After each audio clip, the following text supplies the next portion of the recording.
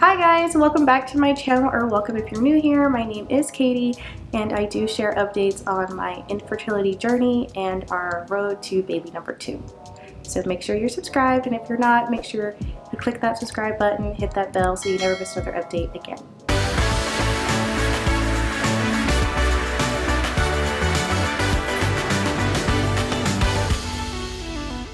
So as you know, I have been with the clinic for a year now, and I have done some cycles with them and they have failed. They have not been successful, and they have not brought any, new answers to what's going on, why I don't ovulate, why we can't have this baby. So after my last failed cycle, I did decide to start looking around for a new clinic, just because I felt like our communication with this current clinic was not good. We were not on the same page, and they weren't really listening to our concerns, because I guess some people just don't take you seriously. I don't know what else to say. That's all I can really say about that situation. So we were looking around, but I did want to give that clinic like a chance to really listen to what I was saying, so we could continue our relationship, because it is a relationship at the end of the day.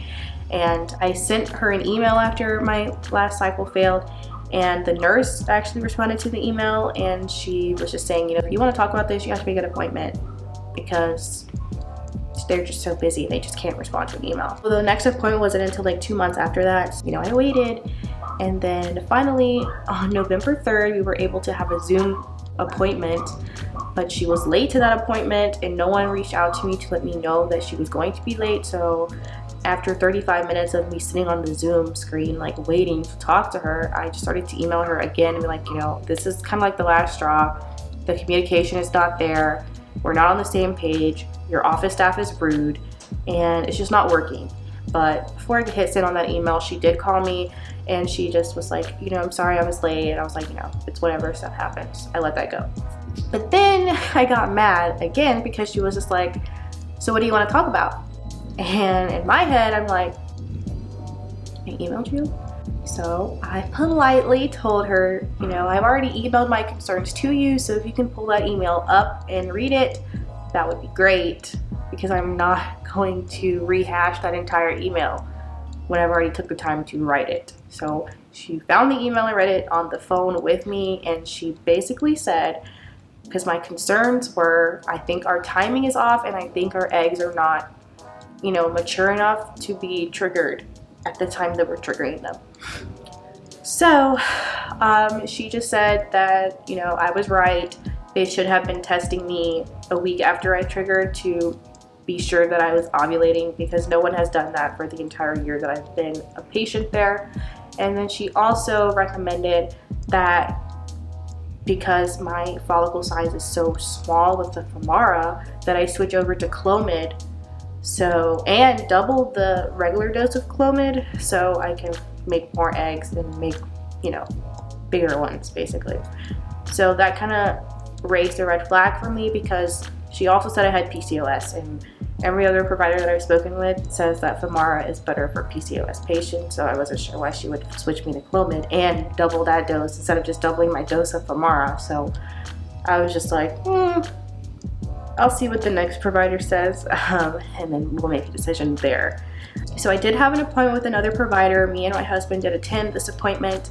It was via Zoom, so it was very easy for him to go with me or sit with me. I guess I could say that instead, because we didn't really go anywhere. We literally sat at the computer.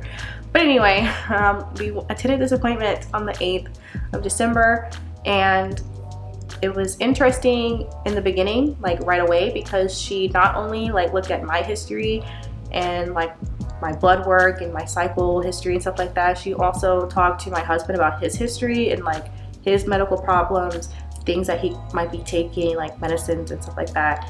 And she wasn't really just only looking at his semen analysis. She was looking at him as whole person, or him as a whole person, I should say.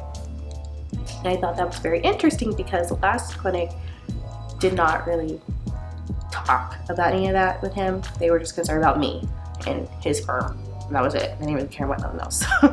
So that was really refreshing, part to have right in the beginning of that appointment.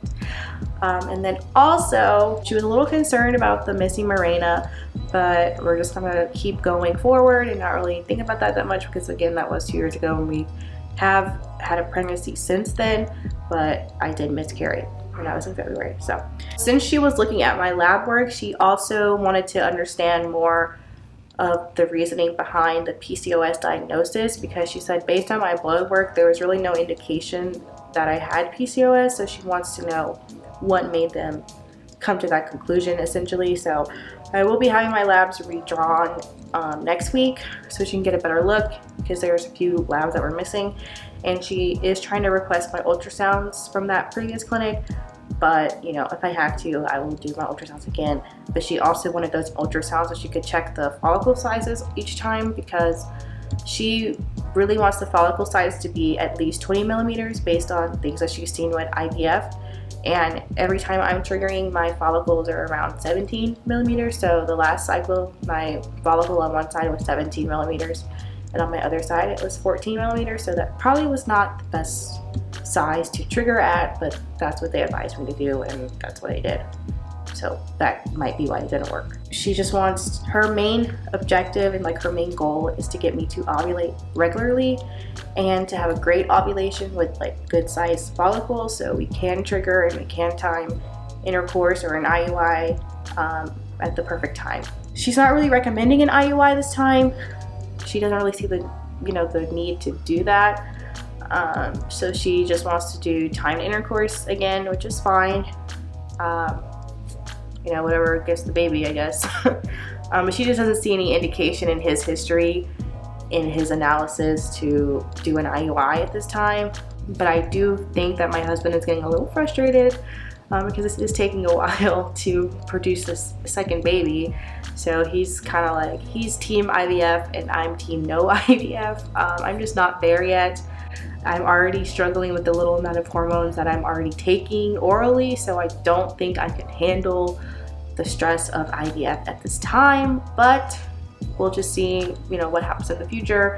So I'm never saying like I'll never do IVF. I'm just saying right now I'm not ready to talk about IVF, and I think that's also another thing that was kind of rubbing me the wrong way with the previous clinic, because during that phone call, when I was expressing my concerns about the timing and the follicle size, her response was, you know, if you're not going to do IVF, we're not going to know, you know, what's going on. But in my head, I'm like, you can easily measure the follicles. So it's more about like just taking time to change dosing and stuff like that. So it just seems like they were more like an IVF factory than a, you know, let's take the right approach for you type deal. So that was another thing that's kind of rubbing me the wrong way with them.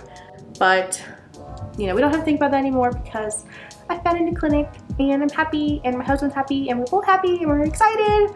I think this is like the first time we've been excited about this entire journey.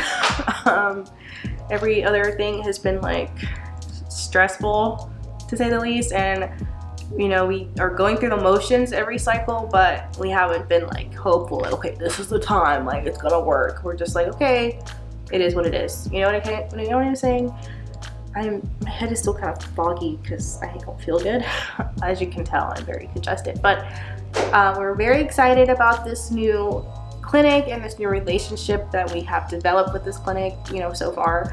And we're very excited and hopeful for what 2021 will bring, and hopefully it will bring baby number 2. Hopefully. We'll see. But as always, I will bring you guys along for that journey, because I just think that it is interesting to see everyone's journey and like everyone's process to conceiving, because not everyone has the same journey of conceiving, obviously. And I kind of want to have it as some ammo, you know, down the line. So if this kid starts like irritating me or being ungrateful, I'll be like, look at all the stuff I had to go through to have you. You better be nice to me, because that was a lot on my pocket, on my mind, and my nerves, so you better love me. Yeah, stuff like that. But anyway, thanks so much for watching. I hope you enjoyed this video, or might have felt some relief if you're going through this as well. Let me know in the comments below, and again, make sure you are subscribed so you never miss another update from me again. And I am doing Vlogmas if you're into that kind of stuff, so make sure you stay tuned, because I have been trying to make a new Vlogmas video every day. You know, I did kind of have a hiccup last week because, you know, I wasn't feeling good, but we're back. Okay, we're back. So if you're into that kind of stuff, make sure you stick around, and I'll catch you in the next video. Bye bye.